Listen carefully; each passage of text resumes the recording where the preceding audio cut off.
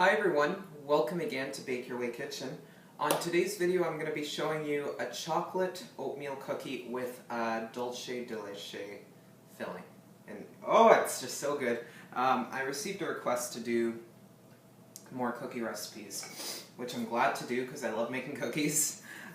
So I like to do this because it's a big batter. I like to do this in a stand mixer, but you could do it by hand. You'll want to preheat your oven to 350 degrees Fahrenheit, 180 degrees Celsius. I've got a cup of butter here. Now, I usually prefer to use unsalted butter. I am using salted here. I don't usually have salted butter in the house, but this is a rare occasion. And you want it softened. I've softened it a little too much because I put it in the microwave a little too long. It's not the end of the world, but just try to have it out at room temperature at the right time. So what we're going to do first is just cream this butter just really quickly before we add in the sugar.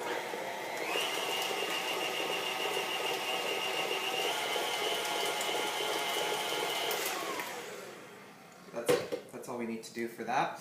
I'm going to add 2 cups, yes, 2 cups, that would be about 420 grams. So a lot of sugar, but this does make a lot of cookies, of light brown, or you could use a dark brown sugar, whatever you prefer, or you could use regular sugar. But I would say brown sugar is usually a good way to go for this recipe, because I just find for this particular cookie, brown sugar works best. And so we're going to cream this together for a couple minutes. And while that's happening, I've got my dry ingredients here. So I got the flour, baking powder, and the baking soda. It's 2 teaspoons of the baking powder, 1 teaspoon of baking soda, 1 teaspoon of salt. So that's one of the reasons why you want to for sure use unsalted butter, because there's already going to be a lot of salt in this. So you might want to just use a little sift to mix all those ingredients together so you don't have baking soda clumped in the cookie. You don't want to bite into a cookie that's got a lot of baking soda. That wouldn't be fun. I'm just going to stop this for a second. You can already see it's creaming very nicely. Just scrape down the sides. Another thing about these cookie recipes, and I think I've mentioned this before, but you can always half these recipes if you don't need it, or you could double if you're having a hell of a lot of people coming. The other thing too is you can make the full batter. You don't need to use it all at once. You can put half of the batter in the fridge for whenever you want, or half of the cookie dough in the fridge for whenever you want it, and it'll last for months that way. So even for people that, for example, if you're just a few people at the house, you can make a huge batch of cookies and a huge batch of cookie dough and put most of it in the fridge and use what you want now, and then just bring it out gradually as you need it. Alright, so I'm going to cream this for a little bit longer.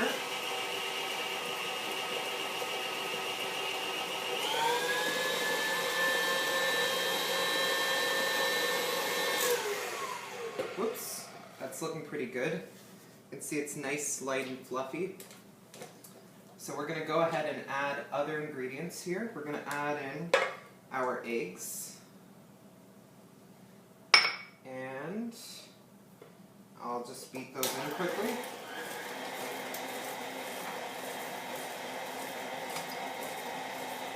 I'm also going to add a touch of vanilla. Now you really don't need, oh my goodness, there we go. You really don't need vanilla for this cookie, but because it's a chocolate cookie, but I just love vanilla. I gotta add it. So that's done. So now we can go ahead and add in our flour mixture.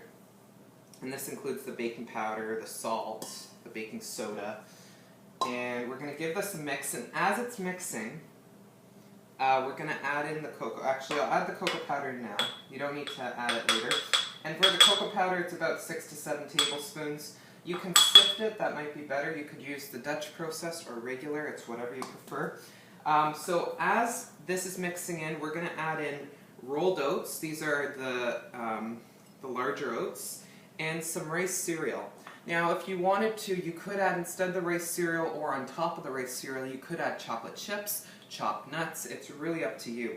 If you do use chopped nuts, it's great to toast them either on the stove or in the oven. It just brings out those flavors better. So, very carefully, you want to mix this because you don't want it going everywhere.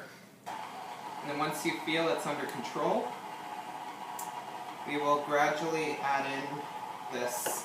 And this is when it really becomes useful to have your mixer, because this is 2.5 cups of rolled oats, which is about 240, 250 grams. Doesn't need to be exact. And you can add more or less. I can see my mixer's already working itself, just getting everything in. The rice cereal is nice to add. It adds a little bit of a crunch. I find a chocolate crunch cookie is very nice. So, just trying to get this in order. So it is a thick batter, as you will see, but this is what we're looking for. I'm actually just going to beat the rest by hand. So everything's fully mixed through, and I just mixed it to combined. And I took out a piece of parchment paper with a long cookie sheet. If you don't have one this big, just use whatever size you got. Now, you take mounds. I'm using a pretty large cookie scoop. This is about a 3 tablespoons, I think. And you just lay them out like that. And using a cookie scoop, as I've mentioned before, my other cookie videos is good because it allows the cookies to be uniform in size. It's just nice. So you want to leave a few inches between the cookies, because it's just, if you don't give them enough room, they're going to ram into each other and it's just going to make a mess. And so, depending on the cookie scoop you use, because I think they're all a little slightly different, even the ones that claim to be 3 tablespoons, like I think different commercial brands are slightly different. So I think you're aiming, I mean, if you're making really large cookies, maybe about 20, but upwards of, if you're making really small ones, 50 or 60, I mean, it really depends on how small you make the cookies, and that's really up to you. Cookies are very versatile in that way. So I'm just going to continue to spread them out on this sheet, and I'll show you the next step. Okay, so I've now laid out the cookies, and what I've done is I've pressed it down with my finger, the center part, and added in this dulce de leche filling.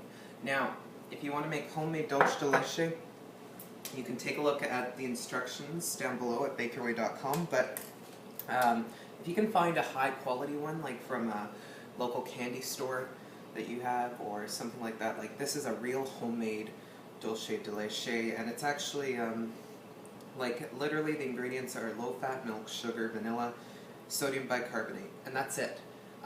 Don't go for the ones that have corn syrup and all this garbage in it. You want to have a quality one. You can make dulce de leche with sweetened condensed milk, and I'll tell you how to do that down below. So what I did was I just took my finger, pressed it down, and added in the filling, and you can add as much or as little as you want. And on top of that filling, you can add in, as a garnish, some rolled oats. Excuse me. And you just simply do this for all the cookies. And depending on the size, these will probably take about 12 to 14 minutes. It really depends on the size. There we go. So I'm going to put these in the oven, and I'll show you what they look like once they're done. Now, just before I go, or just before you put these in the oven, I thought I'd show you. See, I still got a lot of batter left. I've probably got another 12 cookies in there. So this is making me about 31 cookies, and these are about 19, I believe. So I'm going to go ahead, put these in the oven, and I'll show you what they look like once they're done. Alright, so the cookies are now out of the oven, as you can see, and it was just enough space. As you can see, there's some that are slightly touching, but as you can see, they do spread, so you definitely do need to give them some space. You're seeing they're nice around the edges, and they have set. They were just taken out, and so they do need time to cool, so put them on a cooling wrap, excuse me, keep them on an airtight container, and they're good to go for a week. I thought I'd give one a shot. They're still these were just taken out of the oven a few minutes ago, so they're still very soft. Let's give it a shot.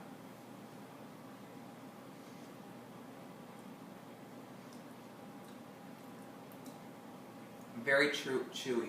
Very chewy. Nice chocolate flavor. And those Rice Krispies do provide a bit of a crunch as well. They're pretty salty. Which is okay. It's like a sweet and salty taste. I haven't tried some with that filling in the middle. Give it a shot. It's still so hot. Oh my lip. Yeah, that dulce de leche goes so well with it. So as you can see, very easy to make. They're delicious. They're great any time of the year. Great for the holiday. Great for anything. I hope you give this a try. Let me know if you have any questions down below. Please visit bakeyourway.com for more. Thanks for watching, and I'll see you next time.